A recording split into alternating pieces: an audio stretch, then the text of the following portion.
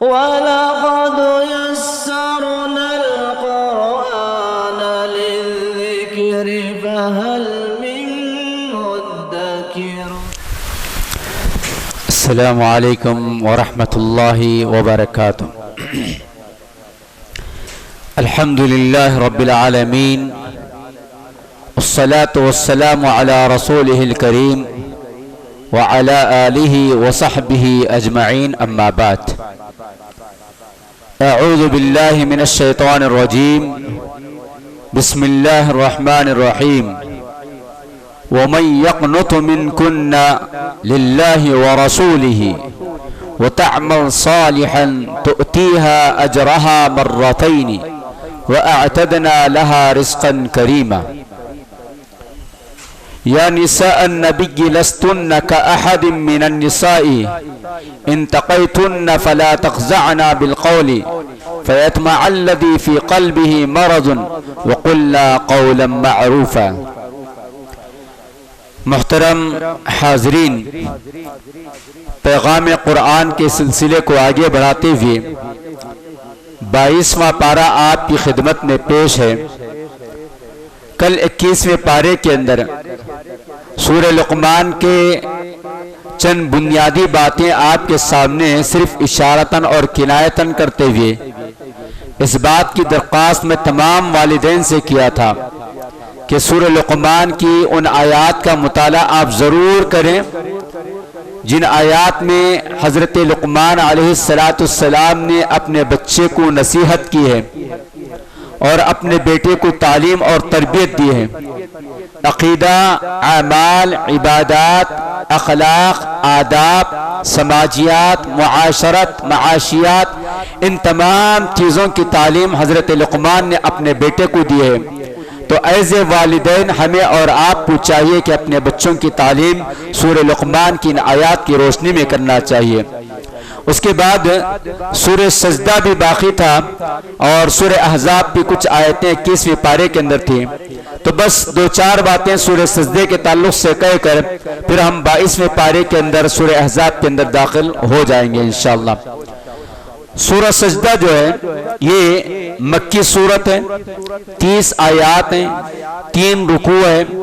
ترتیب نزول کے اعتبار سے اس کا نمبر 75 ہے اور ترتیب مصحف کے اعتبار سے 32 ہے. اور اس آیت کے اس سورے کے آیت نمبر 15 میں سجدے کا ذکر ہے، اسی لیے اس سورے کا نام سورہ سجدہ ہے. اس سورے کی فضیلت ہے، حضرت عبداللہ ابن عباس رضی اللہ تعالی عنہ نبی صلی اللہ علیہ وسلم کے عمل کو روایت کرتے ہیں. كان يقرأ في صلاة الفجر يوم الجمعة ألف لام ميم تنزيل السجدة وهل أتى على الإنسان حين من الدهر. آپ صلی اللہ علیہ وسلم کا عمل حضرت عبداللہ ابن عباس رضی اللہ تعالی عنہ نقل کرتے ہوئے فرماتے ہیں کہ نبی صلی اللہ علیہ وسلم جمعہ کی فجر میں الف لام میم تنزیل السجدہ یعنی سورہ سجدہ اور سورہ حل اتا علی الانسان جس کو سورہ دہر بھی کہا جاتا ہے اور سورہ انسان بھی کہا جاتا ہے، اس کی تلاوت آپ صلی اللہ علیہ وسلم جمعہ کی فجر میں کیا کرتے تھے اور یہ حدیث بالکل صحیح اور صحیح مسلم کے اندر موجود ہے. اس کی شروعات بھی حروف مقطعات سے ہوتی ہے اور میں نے اکثر سورتوں کے شروع میں جو صورتیں حروف مقطعات سے شروع ہوتی ہیں ان میں ایک بات یہ بتائی تھی کہ جیسے ہی اللہ سبحانہ و تعالی حروف مقطعات کے سوروں کی ابتدا ہوتی ہے الف لام میم، پھر اس کے فوری بعد قرآن مجید کا تعارف ہوتا ہے. یہ بار بار یہ باتیں آپ کو بتائی گئی ہیں. تو اسی طرح یہاں بھی تنزیل الکتاب لا ریب فیہ من رب العالمین ام یقولون افتراہ بل هو الحق من ربک لتنذر قوما ما آتاهم من نذیر من قبلک لعلهم یہتدون. اس طرح اللہ سبحانہ و تعالی قرآن مجید کا تعارف اور قرآن مجید کا مقام اور مرتبہ اور تبلیغ رسالت کا ذکر فرمایا. پھر اس کے بعد توحید کا ذکر فرمایا ہے. آسمان و زمین کے خالق، ہر کام کی تدبیر وہی کرتا ہے اور انسان کو ایک پانی کے حقیر سے قطرے سے پیدا کیا اور لیکن اس کی شکل و صورت، اس کی حیات، اس کا جسم اور اس کی باڈی کو اس قدر خوبصورت اور پرکشش بنایا کہ اللہ تبارک و تعالیٰ کے علاوہ کوئی اور یہ نہیں بنا سکتا ہے. اہل ایمان اور کفار کی سزا اور جزا کا تذکرہ آیت 12 اور 22 میں فرمایا کہ قیامت کے دن یہ اہل کفر جو ہے جب وہاں سزا کو دیکھ لیں گے تو پکار اٹھیں گے، اے اللہ ہم پر یہ ذلت والا جو عذاب یہاں ہم دیکھ رہے ہیں پھر تو دوبارہ دنیا میں بھیج دے، ہم نیک اعمال کر کر واپس آئیں گے، مگر ایسا ہونے والا نہیں ہے۔ اسی طرح رسالت کے تعلق سے حضرت موسیٰ علیہ السلام اور دیگر انبیاء علیہ السلام کا تذکرہ فرمایا گیا ہے۔ یہ سورہ سجدہ کے تعلق سے چند باتیں تھی، میں آپ کے سامنے رکھا۔ سورہ احزاب مدنی سورت ہے۔ مکی صورت اور مدنی صورتوں کے درمیان ایک چھوٹا سا فرق یہ ہے کہ مکی صورتوں کے اندر اکثر عقیدے پر گفتگو ہوتی ہے، عقید توحید، عقید رسالت، عقید آخرت، ان تین مضامین کے اطراف میں مکی صورتوں کی آیات رہتی ہیں۔ مدنی صورتوں میں تو عقیدے کے ساتھ ساتھ احکام بھی رہتے ہیں۔ احکام یعنی جیسے مثال کے طور پر زکوٰۃ کے مسائل، نکاح کے مسائل، میراث کے مسائل، روزے کے مسائل، اس طرح جو ہے یہ مسائل کا بھی مدنی صورتوں میں احکامات کا ذکر ہوتا ہے۔ سورہ احزاب مدنی صورت ہے، 73 آیات ہیں، 9 رکوع ہیں اس کے اندر۔ ترتیب نزول کے اعتبار سے 73 اس کا نمبر ہے، اور مصحف کی ترتیب کے اعتبار سے 33 اس کا نمبر ہے۔ اور الاحزاب یعنی گروہ، جماعت، اور یہ لفظ جو ہے آیت 20 میں استعمال ہوا ہے، اسی لیے اس سورہ کا نام سورہ احزاب ہے۔ سورہ احزاب کے ابتدائی حصے میں نبی علیہ السلام کو کچھ ہدایات دی گئی ہیں۔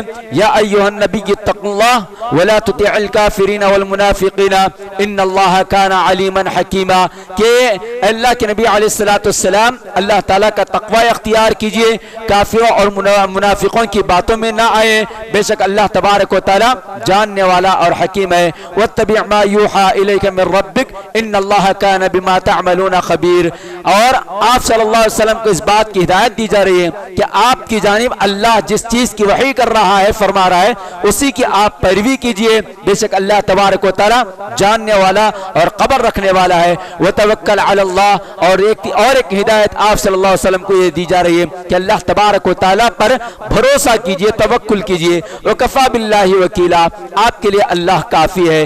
اتنی باتیں اللہ کے نبی علیہ السلام کو بتائی گئی۔ پھر اس کے بعد زمانے جاہلیت کی 3 غلط خیالات کی تردید کی گئی ہے۔ زمانے جاہلیت میں جس طرح کے خیالات پائے جاتے تھے، غلط عقائد یا غلط سوچ پائی جاتی تھی، ان میں سے بعض کا یہاں رد کیا گیا ہے۔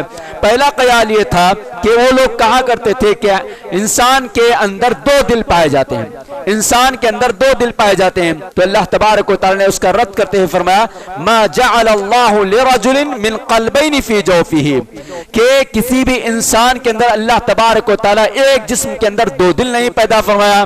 مطلب یہ ہوا کہ دل ایک ہی ہے، تو اس دل کے اندر ایک ہی چیز ہونی چاہیے، یا تو ایمان یا تو کفر یا نفاق، ایمان کے ساتھ کفر اور ایمان کے ساتھ نفاق ایک ساتھ جمع نہیں ہو سکتا ہے۔ لہٰذا ہمیں چاہیے کہ ہمارے دلوں کے اندر خالص ایمان کو ہی جگہ دینا چاہیے، کفر کو، نفاق کو اور شرک کو جو ہے ہمارے دلوں میں جگہ نہیں دینا چاہیے۔ اس کا رد کرتے ہوئے اللہ سبحانہ و تعالی نے ان لوگوں کو کہہ دیا یا تو تم پورے کی پورے طرح ایمان لے آؤ اور اپنے دل کے اندر صرف ایمان کو رکھو، یا کفر کے دلدل میں پھنس رہے ہو تو اسی میں مرو، اور اگر تمہارے اندر نفاق ہے تو صرف تمہاری موت یا تمہاری زندگی جو ہے نفاق پر ہی ہونی چاہیے، ایمان کے ساتھ نفاق یا ایمان کے ساتھ کفر، یہ دونوں چیزیں ایک جگہ نہیں رہ سکتی ہیں۔ یہ باتیں بتائی گئی۔ دوسری اس بات کا رد کیا گیا کہ تم اپنی زبانوں سے جو کچھ کہہ لو گے وہ صحیح ہو جائے گا، ایسا نہیں۔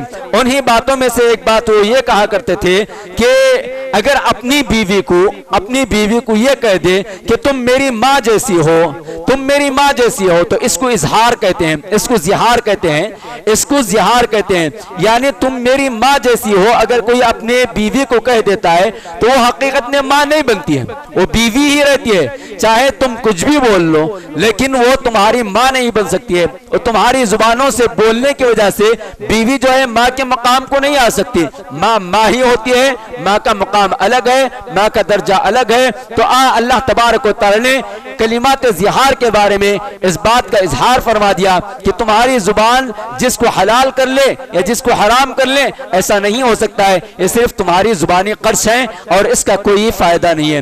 اسی طرح تیسرا جو ان کا خیال تھا کہ منہ بولا بیٹا جس کو بھی ہم گود لے لیتے ہیں، بیٹا بنا لیتے ہیں، گویا اسی کو ہم حقیقی بیٹے کا درجہ دے دیتے ہیں، اس کو حقیقی بیٹے کا درجہ دے دیتے ہیں۔ تو اللہ سبحانہ وتعالیٰ نے اس غلط عقیدے، غلط خیال کا رد کرتے ہوئے فرمایا کہ منہ بولا بیٹا شرعی احکام کے اندر حقیقی بیٹے کی طرح نہیں ہوتا ہے، حقیقی بیٹے کی طرح نہیں ہوتا ہے۔ مثال کے طور پر حقیقی بیٹے کی جو بیوی ہوتی ہے وہ ہمارے لیے حرام ہو جاتی ہے، وہ ہمارے لیے حرام ہو جاتی ہے، ہم اپنی بہو سے شادی نہیں کر سکتے ہیں، لیکن منہ بولا جو بیٹا ہے اس بیٹے کی بیوی سے جو ہے ہمیں شادی کرنے کا حق ہے اور اختیار ہے، کیونکہ وہ ہمارا بیٹا نہیں۔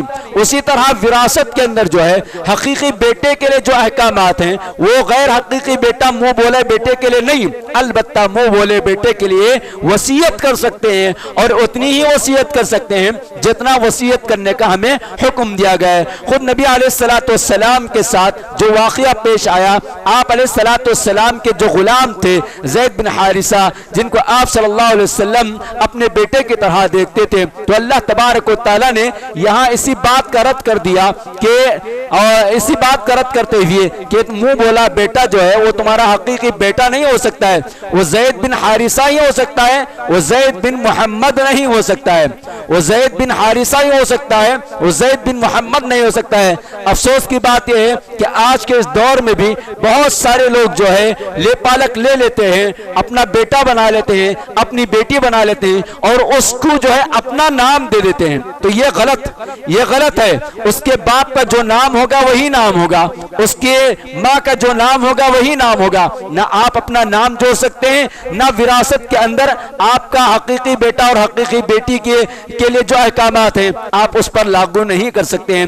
آگے ہم دیکھتے ہیں کہ نبی علیہ السلام کو جو ہے اسی سورے کے اندر آگے اس بات کا حکم دیا گیا کہ اے نبی علیہ السلام آپ کا منہ بولا بیٹا جو زید بن حارث ہے اس کی اپنی بیوی کو طلاق دے دینے کے بعد اور عدت کے ایام گزر جانے کے بعد جو ہے آپ کو جو ہے شادی کرنا چاہیے۔ اور اللہ تبارک و تعالی نبی صلی اللہ علیہ وسلم کے توسط سے زمانے جاہلیت کے جو خیالات تھے کہ منہ بولے بیٹے کی بیوی کے ساتھ شادی نہیں ہو سکتی ہے اور منہ بولا بیٹا حقیقی بیٹا بن جاتا ہے، تو ان تمام غلط خیالات کو ختم کرنے کے لیے اللہ سبحانہ و تعالی زید بن حارثہ رضی اللہ تعالی عنہ کی زوجیت میں نبی علیہ السلام کی پھوپھیری بہن جو ہے زینب بنت جحش رضی اللہ تعالی عنہ تھی، اور جب وہ دونوں کے درمیان طلاق ہو گئی تو اللہ تبارک و تعالی نبی صلی اللہ علیہ وسلم کے ساتھ ان کا نکاح فرما دیا اور نبی صلی اللہ علیہ وسلم کو اس بات کی اطلاع بھی دیا کہ آپ لوگوں کے ڈر اور خوف سے اس چیز کو اپنانے میں پیچھے ہو رہے تھے، جبکہ آپ کے لیے ضروری ہے کہ صرف اللہ ہی کا ڈر آپ اپنے اندر رکھیں۔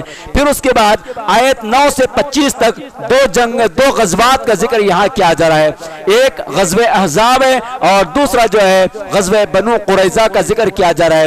غزوہ احزاب جو ہے اس کو غزوہ خندق بھی کہتے ہیں، شوال 5 ہجری کے اندر پیش آئی۔ یہودیوں نے عرب کے کافروں کو اکسایا، مدینے کے اندر یہودیوں کے جو قبیلے تھے ان قبیلوں میں سے بعض یہودیوں نے عرب کے تمام کافروں کو اکسایا مسلمانوں کے خلاف، تو سارے عرب کے کافر جو ہے ان کے اکسانے پر جمع ہو گئے اور مدینے پر حملہ کرنا چاہا۔ ان کی تعداد تقریباً 10,000 لوگوں کی تھی۔ آپ علیہ السلام کے پاس 3,000 صحابہ کا لشکر تھا، اس لشکر کو لے کر آپ صلی اللہ علیہ وسلم مدینے کے اندر ہی جنگ کرنا چاہتے تھے، تو حضرت سلمان فارسی رضی اللہ تعالی عنہ نے مشورہ دیا کہ اللہ کے نبی صلی اللہ علیہ وسلم اگر ہم خندق کھود دیں گے، خندق مانے گڑھا کھود دیں گے تو یہ ہمارے لیے فائدہ ہوگا۔ حضرت سلمان فارسی رضی اللہ تعالی عنہ کے مشورے کو قبول کرتے ہوئے خندق کھودی گئی۔ دوران خندق کھودنے کے بہت سارے واقعات ہیں، وقت نہیں ہے کہ میں آپ کے سامنے اس کے اسباق اور اس ٹائم پر پیش آنے والے واقعات کا تفصیلی ذکر کروں، البتہ آپ سے گزارش اتنا کرتا چلوں کہ آپ جو ہے غزوہ خندق کا مطالعہ کیجئے، بہت ساری بڑی بڑی نشانیاں اور بڑے بڑے معجزات وہاں رونما ہوئے۔ تو حضرت سلمان کے فارسی رضی اللہ تعالی عنہ کے مشورے کے مطابق خندق کھودی گئی، جس کا نتیجہ یہ ہوا کہ کفار مکہ، کفار عرب جو ہے وہ 25 دن تک خندق کے اسی پار رہے اور یہاں تک وہ اس پار آ نہیں سکے، حملہ نہیں کر سکے، اس کا انہیں بہت بڑا نقصان اٹھانا پڑا، اور پھر جو ہے اس کے ساتھ ساتھ ان کے لیے ہار ہو گئی۔ اور اس درمیان جو ہے بنو قریظہ جو یہودیوں کا ایک قبیلہ تھا، وہ جو ہے مدینے کے مسلمانوں کو یعنی صحابہ کو چھوڑ کر جو ہے صحابہ اکرام اور رسول اللہ صلی اللہ علیہ وسلم کے خلاف میں انہیں کفار کا ساتھ دیا۔ نتیجے میں آپ صلی اللہ علیہ وسلم کو حضرت جبرائیل علیہ السلام جیسے ہی غزوہ خندق میں فتح نصیب ہو گئی، آپ صلی اللہ علیہ وسلم وغیرہ ابھی جنگ کا لباس اتار رہے تھے، تو حضرت جبرائیل علیہ السلام نے آ کر حکم دیا کہ اللہ کے نبی ابھی فرشتوں نے جنگ کا لباس نہیں اتارا ہے، ابھی فوری طور پر جو ہے بنو قریظہ کا بھی کام کر دینا چاہیے، جو آپ کے ساتھ معاہدہ کرتے ہوئے عہد شکنی کرتے ہوئے انہوں نے کفار کا ساتھ دیا ہے۔ تو آپ صلی اللہ علیہ وسلم نے تمام صحابہ کو حکم دیا کہ دیکھو سب کو نماز عصر بنو قریظہ میں پڑھنا ہے۔ اس سلسلے میں بھی بہت ساری باتیں ہیں۔ اب جب وہاں کے بنو قریظہ کے سردار کو کعب بن اسد کو معلوم ہو گیا کہ صحابہ یعنی رسول اللہ صلی اللہ علیہ وسلم کا لشکر حملہ کرنے کے لیے آ رہا ہے، تو اس نے اپنی قوم کے سامنے تین باتیں رکھی، اپنی قوم کے سامنے تین باتیں رکھی۔ پہلی بات یہ رکھا کہ سب کے سب اسلام قبول کر لو، بچ جاؤ گے۔ دوسری بات اس نے یہ رکھا کہ اپنے ہی ہاتھوں سے اپنے بیوی اور بچوں کا قتل کر دو، اپنے ہی ہاتھوں سے اپنے بیوی اور بچوں کا قتل کر دو۔ یا تیسرے نمبر پر ہمارے درمیان مسلمانوں کا ایک بڑا آدمی جو ہمارا لیڈر بھی سمجھا جاتا ہے یعنی حضرت سعد بن معاذ رضی اللہ تعالی عنہ کو حکم بنا لو، حکم بنا لو، وہ جو فیصلہ کریں گے اس فیصلے پر ہم پوری قوم کو راضی رہنا ہے۔ تو اس طرح 25 دن تک محاصرہ رہا اور 25 دن تک آپ صلی اللہ علیہ وسلم اور صحابہ کرام جو ہے ان کا محاصرہ کر کر رکھ دیے تھے، اور 25 دن کے بعد انہوں نے کہا کہ ہم جو ہے حضرت سعد بن معاذ رضی اللہ تعالی عنہ کو اپنا حکم یعنی اپنا تھرڈ پرسن مانتے ہیں، تسلیم کرتے ہیں۔ تو حضرت سعد بن معاذ رضی اللہ تعالی عنہ نے جو فیصلہ سنایا وہ یہ کہ آپ رضی اللہ تعالی عنہ نے کہا کہ ان کے مردوں کو اور ان کے نوجوانوں کو قتل کر دیا جائے، ان کے مردوں کو اور ان کے نوجوانوں کو قتل کر دیا جائے، اور ان کے بچے اور ان کی عورتوں کو غلام بنا لیا جائے، اور ان کی جو دولت ہے وہ صحابہ کے اندر مال غنیمت کے طور پر بانٹ دیا جائے۔ تو اسی طرح فیصلہ ہوا اور اس فیصلے پر انہیں قتل کر دیا گیا اور ان کی جائیداد تقسیم کر دی گئی۔ اس طرح 21ویں پارے کے اندر سورہ احزاب کی جو باتیں تھیں وہ ختم ہو رہی ہیں۔ 22ویں پارے کے اندر میں نے ابتدا کی 2 آیات پڑھی۔ 22ویں پارے کے اندر 18 رکوع ہے اور 163 آیات ہیں۔ اس پارے میں 4 حصے یعنی سورہ احزاب کا بقیہ حصہ ہے، سورہ سبا مکمل ہے، سورہ فاطر مکمل ہے اور سورہ یاسین کا ابتدائی حصہ ہے۔ سورہ احزاب کے اندر اللہ سبحانہ و تعالی نبی علیہ السلام کی ازواج مطہرات سے اور ہم سب مومنوں کی ماں سے مخاطب ہوتے ہوئے فرمایا، اے نبی کے بیویوں تم کوئی عام عورتیں نہیں ہیں۔ آیت 31 سے آیت 34 تک اللہ سبحانہ و تعالی ازواج مطہرات رضی اللہ تعالی عنہم اجمعین کے بارے میں فرمایا، ان کے ایمان، ان کا تقوی اور ان کے آداب اور اطوار کو بتایا کہ تم جو ہے کوئی عام عورتوں کے مانند نہیں ہے بلکہ میرے پیارے نبی کی تم بیویاں ہیں۔ کیا کیا باتیں بتائی گئی؟ نزاکت کے ساتھ بات نہ کریں، نزاکت کے ساتھ بات نہ کریں، جب بھی کسی سے بات کرنے کی ضرورت پڑی تو فلا تخضعن بالقول، کہ نرمی کے ساتھ بڑے اس کے ساتھ جو ہے لچک کے ساتھ بات نہ کریں، ہو سکتا ہے سامنے والے کی نیت بری ہو۔ تو بات کرنے کے آداب بتائے گئے کہ خاتون جو ہے کسی اجنبی مرد سے کسی مجبوری کے موقع پر اگر بات کرنا چاہے تو اسے جو ہے سخت انداز میں بات کرنا چاہیے۔ آداب نبی علیہ السلام کے ازواج مطہرات کے ذریعے تمام مومن خواتین کو بھی اس بات کی تعلیم دی گئی ہے۔ اور دوسرے نمبر پر بتایا گیا بلا ضرورت گھر سے نہ نکلے، وقرنا فی بیوتکن، اپنے گھروں کے اندر ہی ٹک کر رہنا چاہیے، بلا ضرورت گھروں سے نہیں نکلنا چاہیے۔ جہاں نبی علیہ السلام کے ازواج مطہرات کے لیے حکم ہے وہیں پر مومن عورتوں کے لیے بھی یہی حکم ہے، لیکن افسوس کا ماحول اور افسوس کی بات یہ ہے کہ آج ابھی اسی وقت اگر ہم اور آپ چار مینار کو چلے جائیں تو اللہ کی پناہ سب پہ سب ہماری مسلم مائیں اور بہنیں جو ہے عید کے نام پر یا عید کی شاپنگ کے نام پر رمضان کے اس مقدس مقدس رات میں جہاں عبادت کرنا چاہیے وہ روڈوں پر شاپنگ وغیرہ کرتے ہوئے آپ کو گویا عورتوں کا ایک سمندر نظر آئے گا، اور لینا ایک رہے گا لیکن جاتی ہیں 3-3 4-4، اور کام آدھے گھنٹے کا رہے گا لیکن جاتی ہیں 3-3 4-4 گھنٹے۔ گویا یہ ہمارے شہر کا اور ہمارے گھروں کی ایک عادت بن گئی ہے، اس سے ہمیں بچنا چاہیے۔ بغیر کسی مجبوری، بغیر کسی ضرورت کے گھر سے نکلنا منع ہے۔ اللہ تبارک و تعالی نے فرمایا وَقَرْنَا فِي بُيُوتِكُنَّ، اور انہی وجہ سے جو ہے جب گھر سے بار بار نکلتے ہیں تو بہت ساری بد اخلاقیاں پیدا ہو جاتی ہیں، بے پردگی ہو جاتی ہے، اخلاق مرد و زن ہو جاتا ہے، اور بہت ساری خرابیاں جنم لیتی ہیں۔ اور اس کے ساتھ ساتھ جو اہم چیز ہے، آپ ماشاءاللہ یہاں عشاء کی نماز ہو گئی، اب جتنی خواتین مسلم خواتین روڈوں پر ہے ان کی عشاء کی نماز کا معاملہ کیا، ان کے فرض ان کے فرائض کا معاملہ کیا، ان کے سنن کا معاملہ کیا۔ بسا اوقات شاپ والا اگر افطاری کرنا بھی چاہے تب بھی جو ہے یہ ہماری خواتین اسے روکتی ہیں کہ پہلے ہمیں دے دیں بعد میں افطار کر لیں، اور یہاں تک کہ رمضان کے ان آخری 10 دنوں میں سحری کرنے کا بھی شاپ والے کو موقع نہیں دیتے ہیں۔ گویا معلوم یہ ہوا کہ ہماری مائیں اور بہنوں کے نزدیک ایمان اور اسلام، عبادات اور رمضان کا کوئی مقام نہیں ہے، اس سے بچنا چاہیے۔ نمبر 3، آپ علیہ السلام کے ازواج مطہرات اور ہم سب مومنوں کی ماؤں کو اس بات کی تعلیم دی گئی کہ زمانے جاہلیت کی خواتین کی طرح اپنی زینت اور ستر کا اظہار کرتے ہوئے باہر نہ نکلیں۔ اگر ضرورت کے بنیاد ضرورت کے موقع پر نکلنا بھی پڑتا ہے تو پورے زیب و زینت کے ساتھ یا اظہار زیب و زینت کے ساتھ باہر نہیں نکلنا چاہیے۔ لیکن افسوس کہ آج کا جو ماحول ہے خواتین کے تعلق سے، یہ بات بھی بڑی افسوسناک بات ہے کہ آج جو برقع پہنا جاتا ہے گویا اس برقعے کو بھی برقع پہنانے کی نوبت آئی ہے، جبکہ برقع جو پہنا جاتا ہے، جو پردہ پہنا جاتا ہے وہ ہمارے اندرونی لباس کو بچانے کے لیے، ہمارے زیب و زینت کو بچانے کے لیے، لیکن نعوذ باللہ آج مسلم عورتیں جو ہے بے پردگی اس قدر ان کے اندر کھلے عام ہو چکی ہے کہ اللہ تبارک و تعالی ہم سب کو اور ہماری گھر کے عورتوں کو بچائے۔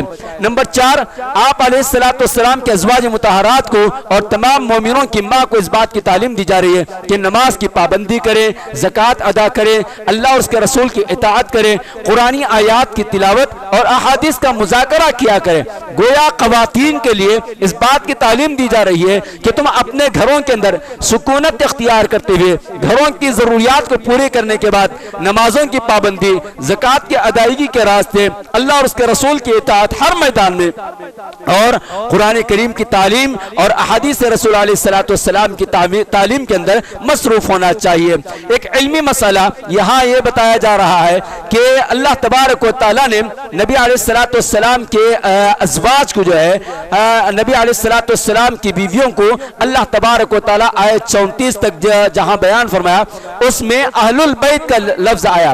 اہل البیت یعنی اللہ تبارک و تعالیٰ اس بات کی بھی وضاحت فرما دیا کہ نبی کی بیویاں جو ہے وہ اہل بیت میں شمار ہیں۔ اب جبکہ شیعہ حضرات اور روافض جو ہے آپ علیہ السلام کے ازواج مطہرات کو اہل بیت سے خارج کر دیتے ہیں، جبکہ ان آیات کے ذریعے اور اسی طرح سورہ ہود میں حضرت ابراہیم علیہ السلام کی بیوی کا جب ذکر آیا تو اللہ تبارک و تعالیٰ نے حضرت ابراہیم کی بیوی کو بھی ابراہیم کے گھر والی کہا، یعنی اہل بیت کہا۔ تو گویا نبی کی بیویاں بھی اہل بیت کے اندر شمار ہیں۔ نبی علیہ السلام کے اہل بیت کے اندر آپ صلی اللہ علیہ وسلم کے ازواج مطہرات کے ساتھ ساتھ آپ صلی اللہ علیہ وسلم کی بیٹیاں حضرت فاطمہ رضی اللہ تعالی عنہ اور حضرت علی اور حضرت حسن اور حسین رضی اللہ تعالی عنہم جو ہے اہل بیت کے اندر شمار کیے جاتے ہیں۔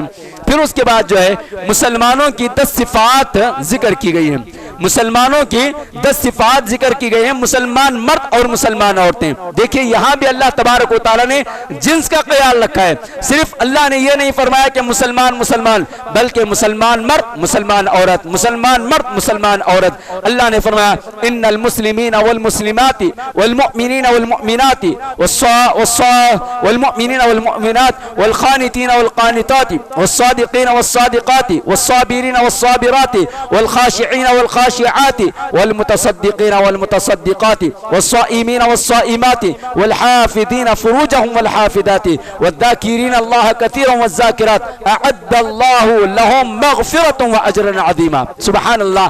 یہ 10 صفات جس مرد کے اندر اور یہ 10 صفات جس عورت کے اندر رہیں گے اللہ تبارک و تعالیٰ ان کے لیے اجر عظیم بھی تیار کر کے رکھا ہے اور مغفرت بھی رکھا ہے.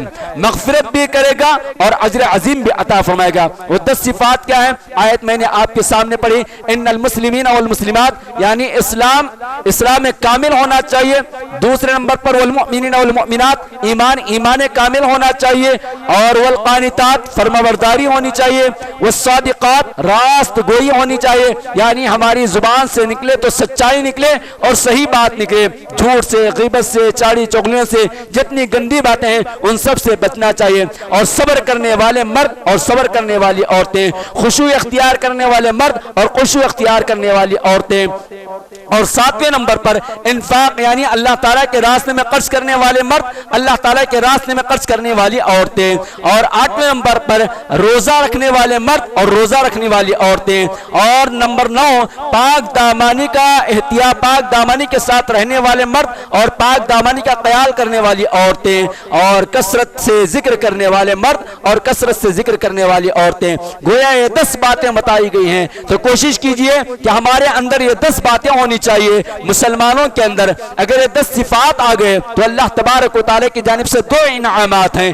ایک مغفرت ہے، دوسرا اجر عظیم ہے. تو اسلام کے ارکان کے ساتھ ایمان کے ارکان کے ساتھ فرما برداری، ہر معاملے میں فرما برداری، صرف جس میں ہمارا جی چاہا اس میں نہیں بلکہ ہر چیز میں راست گوئی، ہمیشہ ہر حالت میں اپنوں کے ساتھ یا غیروں کے ساتھ کسی کے بھی ساتھ ہو.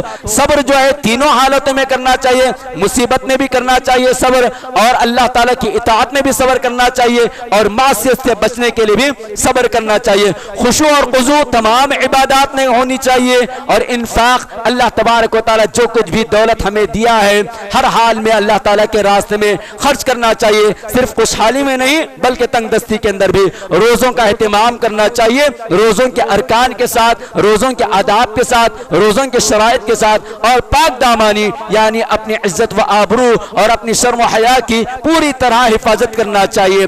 اور ہمیشہ اپنی زبان پر ذکر اللہ کو جاری اور ساری رکھنا چاہیے. جو بندے اور جو بندیاں جو ہے ان 10 صفات سے متصف ہو جاتے ہیں اللہ تبارک و تعالیٰ ان کی مغفرت بھی فرمائے گا اور اجر عظیم بھی فرمائے گا. دعا فرمائے کہ اللہ تبارک و تعالیٰ ہمیں ان تمام 10 صفات سے متصف ہونے کی توفیق عطا فرمائے.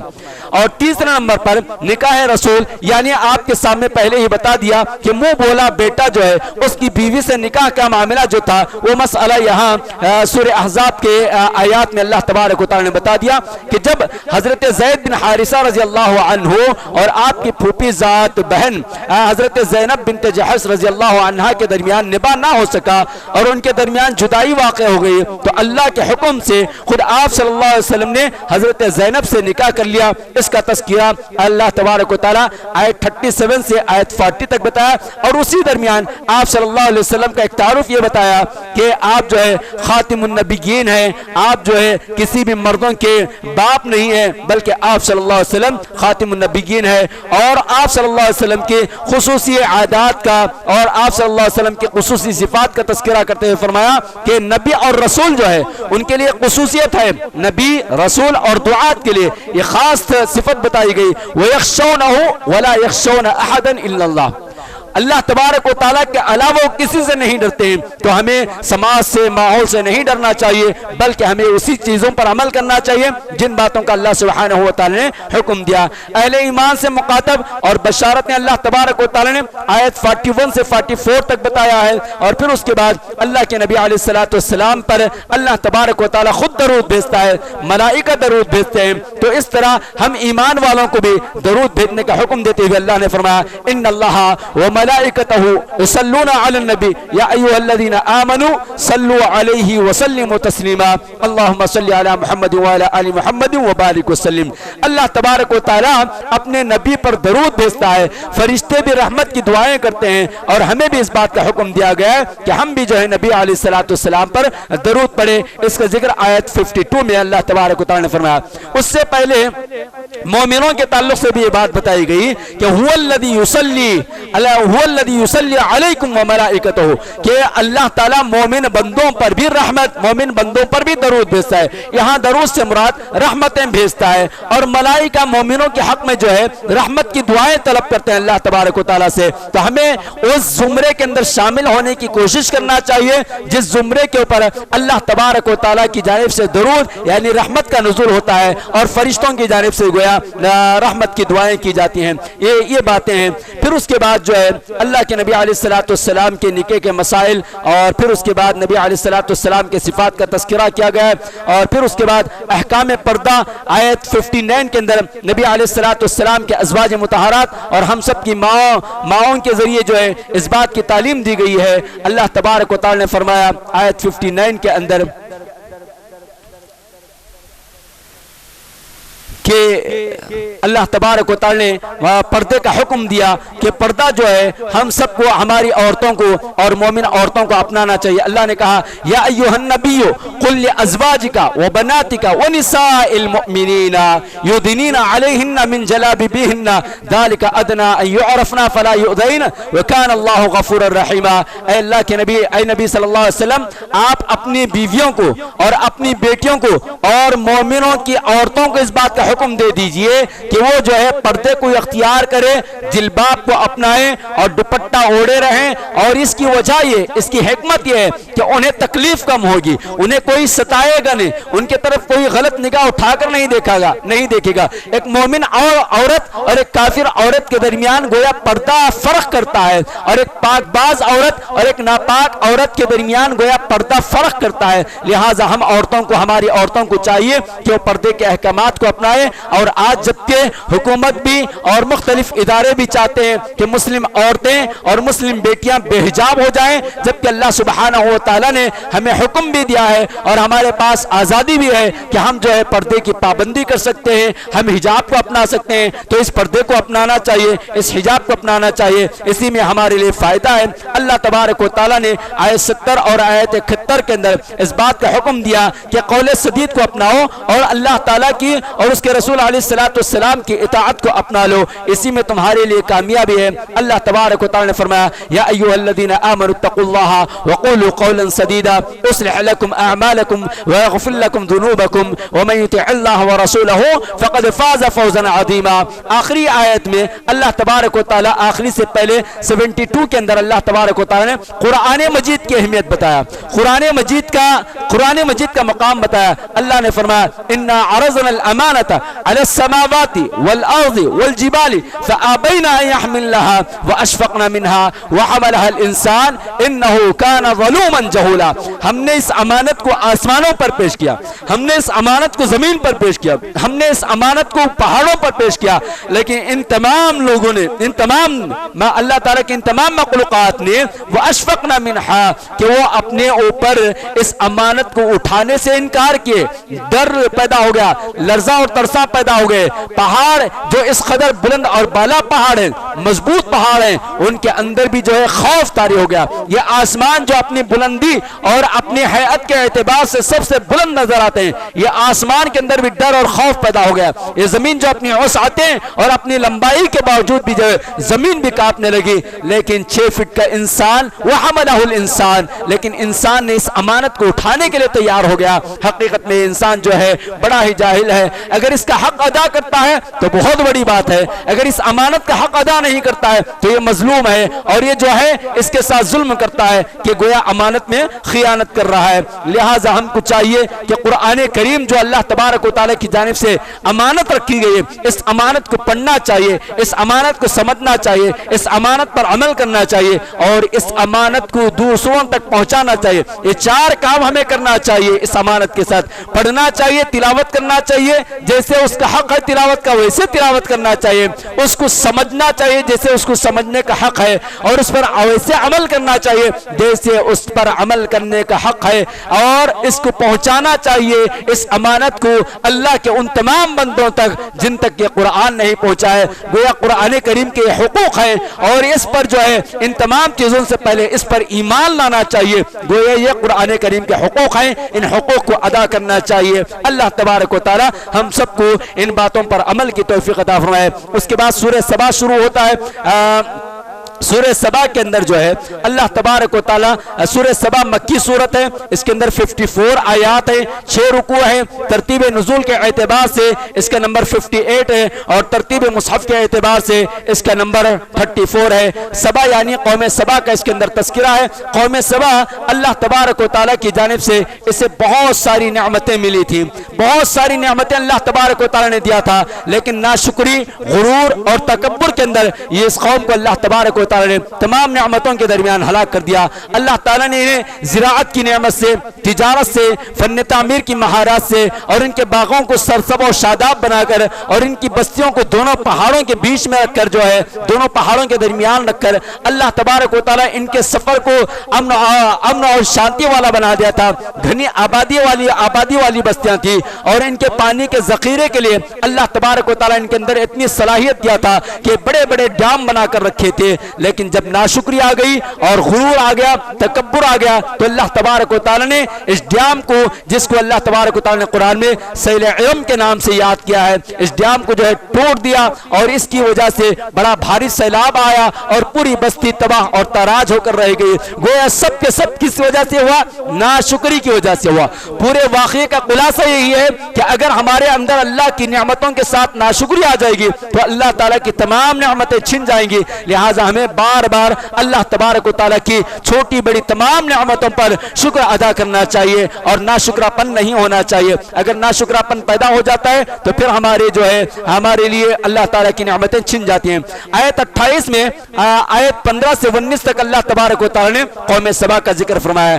آیت 28 میں اللہ تبارک و تعالیٰ رسول اللہ صلی اللہ علیہ وسلم کے صفات کا اور آپ صلی اللہ علیہ وسلم کے اوصاف کا ذکر فرمایا ہے کہ اللہ کے نبی علیہ السلام وما ارسلناک الا کافۃ للناس بشیرا ونذیرا ولکن اکثر الناس لا يعلمون، کہ اے نبی ہم نے آپ کو تمام لوگوں کے لیے رسول بنا کر بھیجا ہے، صرف عرب کے نہیں، صرف ہندوستان کے نہیں، صرف مسلمانوں کے نہیں، بلکہ ساری انسانیت کے لیے ہم نے آپ کو رسول بنا کر بھیجا، آپ کو خوشخبری دینے والا بنا کر بھیجا، آپ کو ڈرانے والا بنا کر بھیجا، لیکن اکثر لوگ جانتے نہیں ہیں۔ وَيَقُولُونَ مَتَى هَذَا الْوَعْدُ إِن كُنتُمْ صَادِقِينَ، یہاں سے اللہ تبارک و تعالیٰ آیت 29 سے آیت 40 تک کفار مکہ جو بار بار اعتراض کرتے تھے اور قیامت کے آنے عذابات الہی کے لیے جلد بازی کیا کرتے تھے، ان تمام کا رد اور ان کی خود پسندیاں، یعنی وہ جو جس خوش فہمی کے اندر مبتلا تھے، ان تمام چیزوں کا رد کیا گیا ہے۔ اور عرب کے اندر اللہ تبارک و تعالیٰ نے یہاں ان کا رد کرتے ہوئے سورہ سبا کا اختتام فرمایا۔ اس کے بعد سورہ فاطر شروع ہوتی ہے، بس 5 منٹ میں اپنی بات کو ختم کر دوں گا۔ سورہ فاطر شروع ہوتی ہے۔ سورہ فاطر جو ہے مکی سورت ہے اور اس کے اندر 45 آیات ہیں اور 5 رکوع ہیں۔ ترتیب نزول کے اعتبار سے 43 ہے اور ترتیب مصحف کے اعتبار سے 35 ہے۔ اللہ تبارک و تعالی نے اس سورہ کا نام فاطر رکھا۔ فاطر کے معنی ہے پیدا کرنے والا، اور پہلی آیت کے اندر ہی اللہ تبارک و تعالی نے اس لفظ کا ذکر فرمایا۔ سورہ فاطر کی ابتدا میں آیت 1، پھر درمیان میں 9 اور 12، 13 ان تمام آیات میں اللہ تبارک و تعالیٰ توحید کے دلائل ذکر کیا ہے اور شرک کا رد فرمایا ہے کہ اللہ تبارک و تعالیٰ ہی ہے جس نے آسمان کو پیدا فرمایا۔ الحمدللہ فاطر السماوات والارض جاعل الملائکۃ رسلا، کہ اللہ تبارک و تعالیٰ ہی کے لیے تمام تعریفیں ہیں جس نے آسمان کو پیدا فرمایا، جس نے زمین کو پیدا فرمایا اور فرشتوں کو بھیجتا رہا، اور پھر جو ہے فرشتوں کی پیدائش کو بھی اللہ تبارک و تعالیٰ نے ہی کرا، نہ اللہ تعالیٰ نے پیدا فرمایا، اور فرشتوں کو اللہ تبارک و تعالیٰ کسی کو 2 پر والے بنایا، کسی کو 3 اور کسی کو 4، یزید فی خلق ما یشاء۔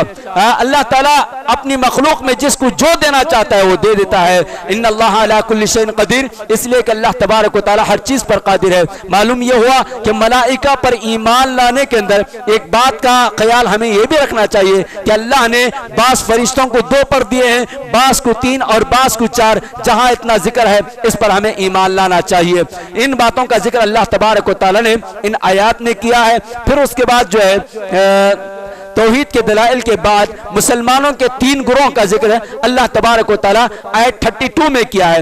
آیت 32 میں مسلمانوں کے جو ہے 3 گروہوں کا ذکر کیا ہے۔ ایک وہ گروہ جو نیک اعمال کے اندر بہت زیادہ آگے ہے، ایک وہ گروہ جو نیکیاں بھی کرتا ہے اور برائی بھی کرتا ہے، اور ایک وہ گروہ جو صرف برائیاں ہی کرتا ہے۔ تو اللہ تبارک و تعالی نے ان تینوں کا ذکر آیت 32 کے اندر بیان فرمایا۔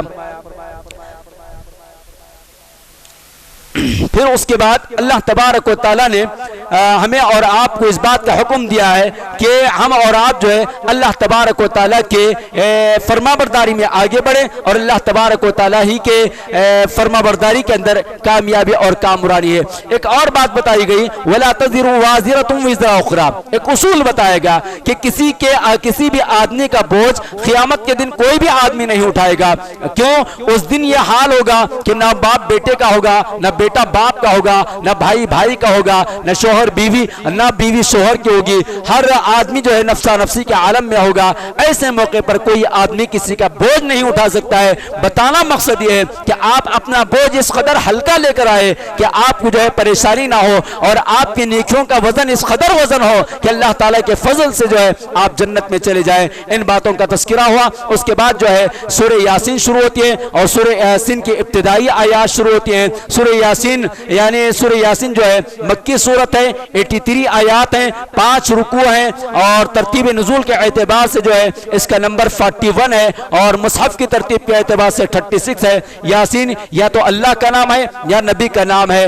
سورہ یاسین کے ابتدا میں 3 باتیں ہیں۔ رسالت ہے، رسالت یعنی نبی صلی اللہ علیہ وسلم کی رسالت کا ذکر ہے، انبیاء کے رسالت کا ذکر ہے، اور قریش کی مذمت بیان کی گئی، یعنی مکے کے نبی علیہ السلام کے خاندان کے جو احباب جو آپ صلی اللہ علیہ وسلم کے ساتھ ظلم اور زیادتیاں کیا کرتے تھے ان کی مذمت بیان کی گئی ہے۔ اور پھر اس کے بعد ایک گاؤں تھا جہاں لگاتار 3 رسول بھیجے گئے، مگر گاؤں والوں نے ان تینوں نبیوں کی بات نہیں مانی، ماننے کے بجائے جو ہے ان تینوں نبیوں کے ساتھ زیادتی کرتی رہے۔ تو اسی درمیان ایک آدمی جس کا نام حبیب بن موسیٰ النجار کے نام سے مشہور ہے، تو وہ جو ہے لوگوں کو دعوت دیتا ہے کہ کیا تم ایسے آدمی کو ٹھکرا رہے ہو جو ہے اس بات کی دعوت دیتا ہے، اس بات کی دعوت دیتا ہے کہ اللہ کے علاوہ کوئی نہیں، وہ تم سے کسی قسم کا کوئی اجر نہیں مانگتا ہے۔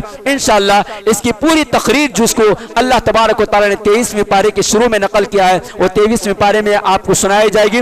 اور پھر اس کے ساتھ ساتھ جو ہے سورہ یاسین کے تعلق سے بہت سارے غلط فضائل مسلمانوں کے درمیان گھڑ لیے گئے ہیں۔ آپ علیہ السلام کے نام سے نسبت دے کر سورہ یاسین کی فضیلت ہے گویا بیان کر کر کے ہر گھر کے اندر اور ہر دکان کے اندر اور ہر مسجد کے اندر گویا سورہ یاسین کو پڑھنے کے تعلق سے یا سورہ یاسین کے تعلق سے بہت ساری غلط باتیں رائج کر گئی ہے۔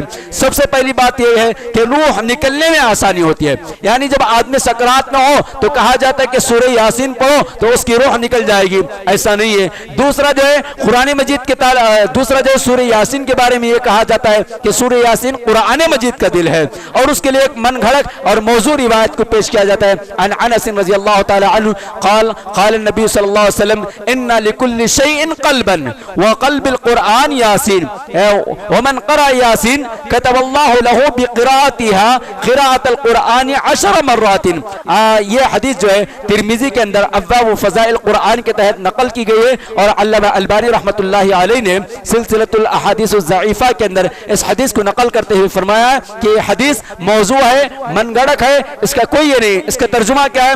آپ صلی اللہ علیہ وسلم کی جانب نسبت دے کر کہا جاتا ہے کہ آپ نے فرمایا ہر چیز کا دل ہے، اور قرآن مجید کا دل سورہ یاسین ہے، اور جو بندہ سورہ یاسین پڑھتا ہے اللہ تبارک و تعالی اس کے ایک سورہ یاسین کے پڑھنے کو جو ہے 10 مرتبہ مکمل قرآن پڑھنے کے برابر لکھ دے گا۔ تو اس طرح بہت ساری من گھڑت باتیں سورہ یاسین کے تعلق سے پھیلی ہوئی ہے۔ اللہ تبارک و تعالی سے دعا فرمائے کہ اللہ تبارک و تعالی ہم سب کو صحیح احادیث کو جاننے اور صحیح علم حاصل کرنے اور اس پر عمل کرنے کرنے کی توفیق عطا فرمائے۔ اللہ تبارک و تعالی قرآن مجید کا مطالعہ کرنے، قرآن مجید کی تعلیم کو حاصل کرنے، قرآن مجید پر غور و فکر کرنے اور اس پر عمل کرنے والا بنا دے۔ اللہ تبارک و تعالی پیغام قرآن کے تحت جتنی حق و جتنی باتیں حق ہیں وہ آپ کی جانب سے ہے، اور جو باتیں ناحق ہماری زبان سے اگر نکل گئی ہیں تو اللہ وہ ہمارے نفس اور شیطان کی طرف سے ہے۔ اللہ اس سے ہمیں بچا لیجئے عمل کرنے سے، اللہ ان غلطیوں کو معاف فرما دیجئے۔ اللہ ہمیں طاقت آج آپ کی افضل ترین رات کی تلاش کے لیے آپ کے نبی کے حکم کے مطابق ہم آپ کے گھر میں بیٹھے ہوئے ہیں، اس کو تلاش کر رہے ہیں۔ اللہ آپ ہمیں شب قدر عطا فرما دیجئے، اللہ ہمیں قدر والی رات عطا فرما دیجئے۔ اللہ اس کی عبادتیں نصیب فرمائیے، اس کے فضائل نصیب فرمائیے، اس کا اجر و ثواب نصیب فرمائیے۔ اے اللہ ہماری دعاؤں کو قبول فرمائیے، ہماری عبادتوں کو قبول فرمائیے، ہمارے قرآن مجید کے پڑھنے سننے سنانے کو قبول فرمائیے۔ نماز تراویح میں جو قرآن سنا جا رہا ہے اس کو قبول فرمائیے، پیغام قرآن کے تحت جو کچھ سنا جا رہا ہے اس کو قبول فرمائیے۔ اللہ ہماری زندگیوں میں خیر و برکت عطا فرمائیے۔ اللہ جتنے باتیں یہاں ہمارے مومن مردوں کے لیے اور مومن عورتوں کے لیے کہی گئی اللہ اس پر عمل کرنے والا بنا دیجئے۔ اللہ ہمیں 10 صفات اپنے اندر پیدا کرنے والا بنا دیجئے۔ اللہ ہماری مائیں، ہماری بہنیں اور ہماری بیٹیوں کو پردے کا اہتمام کرنے والا بنا دیجئے، گھروں میں رہ کر آپ کا ذکر کرنے والا بنا دیجئے، نمازوں کی پابندی کرنے والا بنا دیجئے، گھروں میں رہ کر کلام مجید اور احادیث رسول علیہ السلام کی تعلیم لینے والی بنا دیجئے۔ اللہ ہم مردوں کو ہماری مائیں اور بہنیں اور بیٹیوں کی صحیح تعلیم و تربیت کا انتظام کرنے کی توفیق عطا فرمائیے۔ اللہ رمضان کی تمام سعادتیں نصیب فرمائیے، اللہ تمام برکتیں نصیب فرمائیے۔ اللہ رمضان قریب القدم ہے، اللہ جتنا کچھ باقی ہے اللہ اس میں تمام نعمتیں عطا فرمائیے۔ اللہ جو ہم نہیں پا سکے ہیں اللہ آپ بہتر جانتے ہیں، اللہ ہماری تقدیر کو بہتر بنا دیجئے۔ اللہ ہماری روزی روٹی کے مسائل کو حل فرما دیجئے، ہمارے صحت و عافیت کے مسائل کو حل فرما دیجئے۔ اللہ ہماری زندگیوں میں خیر و برکت عطا فرمائیے، جو بیمار ہیں انہیں شفاء کاملہ عاجلہ عطا فرمائیے۔ اللہ جو دواخانوں میں بیمار ہیں، جو گھروں میں بیمار ہیں، جو بیمار رہنے کے باوجود بھی آپ کے گھروں کو لازم پکڑے ہوئے اللہ ان سب کو شفاء کاملہ عاجلہ عطا فرمائیے۔ اللہ جو بے روزگار ہیں اللہ انہیں حلال روزی روٹی عطا فرمائیے۔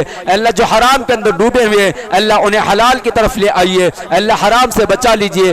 اللہ جو لوگ مقروض ہیں اللہ ان کے قرضوں کی ادائیگی کے لیے آپ غیب سے اپنے خزانوں کو کھول دیجئے۔ اللہ جتنے بھائیوں نے بھی قرضدار ہیں اور جن لوگوں نے بھی ہم سے دعا کی درخواست کی اور نہیں کی اللہ ان سب کے قرضوں کی ادائیگی کے لیے آپ غیب سے ان کی مدد فرمائیے۔ اللہ وہ قرض ادا کرنا چاہ رہے ہیں لیکن اللہ راستے نہیں بن پا رہے، اللہ اگر آپ چاہے تو یہ قرض اور یہ راستے بند نہیں ہو سکتے ہیں۔ اللہ آپ دینے پر آئے تو کوئی روک نہیں سکتا ہے۔ اللہ آپ کی رحمتیں نازل فرمائیے، آپ کی برکتیں نازل فرمائیے۔ اللہ ہمارے بچوں کو نیک بنا دیجئے، اللہ ہمارے بزرگوں کو نیک بنا دیجئے، اللہ ہمیں والدین کی خدمت کرنے والا بنا دیجئے۔ اللہ ہم میں سے جن کسی کے والدین یا ایک کا اگر انتقال ہو گیا ہے تو اللہ ان کی مغفرت فرمائیے، کروٹ کروٹ جنت الفردوس میں اونچا اور اعلیٰ مقام عطا فرمائیے۔ اللہ ہم سب کو قرآن پڑھنے والا بنا دیجئے۔ ربنا تقبل منا انك انت السميع العليم وتب علينا انك انت التواب الرحيم سبحان ربك رب العزة عما يصفون وسلام على المرسلين والحمد لله